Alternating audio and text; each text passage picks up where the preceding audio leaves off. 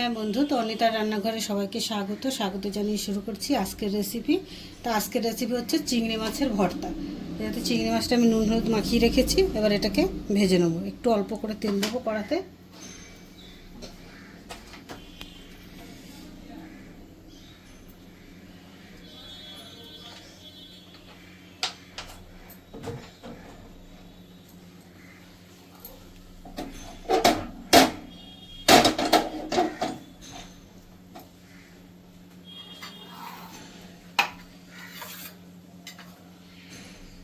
বন্ধু, সবার আগে আমি পেঁয়াজটাকে একটু ভেজে তুলে নেব।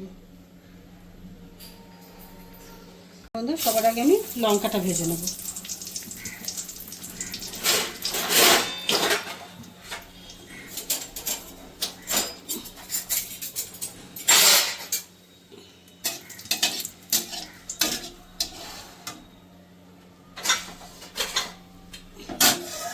লঙ্কাটা ভালো হয়েছে, এটাকে তুলে নেব।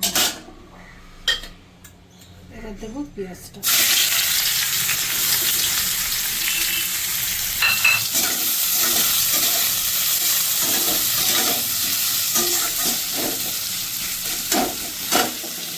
এর ভিতরে দিয়ে দেবো 3-4 কোয়া মতো রসুন। এবার এটাকে 2 মিনিট একটু ভালো করে পেঁয়াজটাকে ভেজে নেব। বন্ধু, পেঁয়াজ ভাজাটা হয়ে গেছে, এবার আমি এটাকে তুলে দেবো।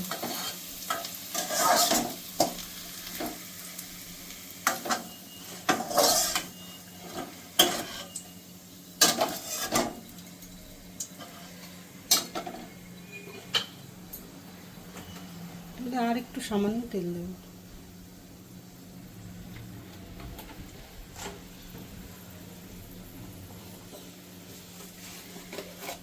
এবার এটাকে দিয়ে দেবো একটু কালো জিরে,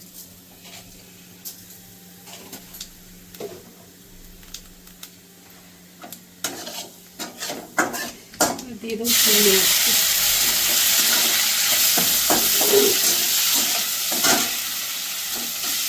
চিংড়ি মাছের সঙ্গে দিয়ে দেবো কাঁচা লঙ্কা। এবার কাঁচা লঙ্কা চিংড়ি মাছটাকে ভালো করে একটু ভেজে নেব।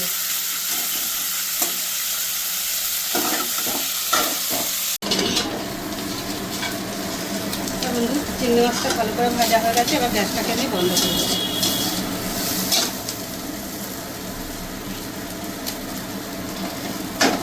এটাকে একটু শিলে বেটে নিতে হবে।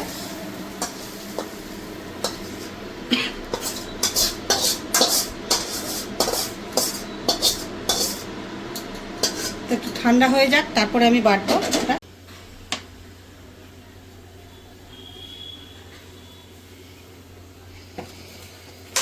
হ্যাঁ বন্ধু, তো আমি এইটাকে আধ বাটা মতো করে নিয়েছি চিংড়ি মাছটাকে। এবার আমি এখানেই এই লঙ্কাটা গুলে দিয়ে মাখিয়ে নিই।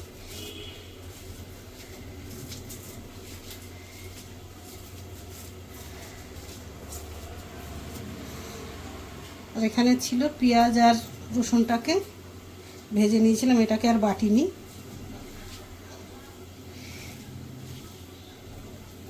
তো পরিমাণ মতো নুন লঙ্কা সব কিছু পড়লে খুব টেস্টি হয় চিংড়ি মাছ বাটা।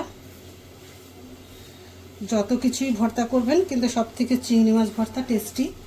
আর একটা আছে কাঁকড়া, কিন্তু কাঁকড়াটা তো সবাই করতে পারে না, চিংড়ি মাছটাই সব থেকে বেস্ট ভর্তায়।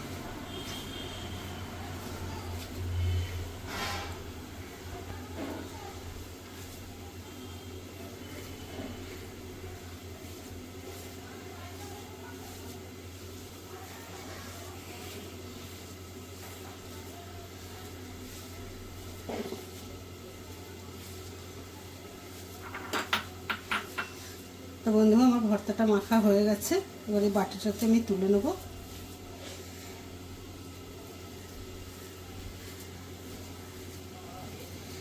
তো এইভাবে করে বানিয়ে খেয়ে দেখবেন চিংড়ি মাছ ভর্তা।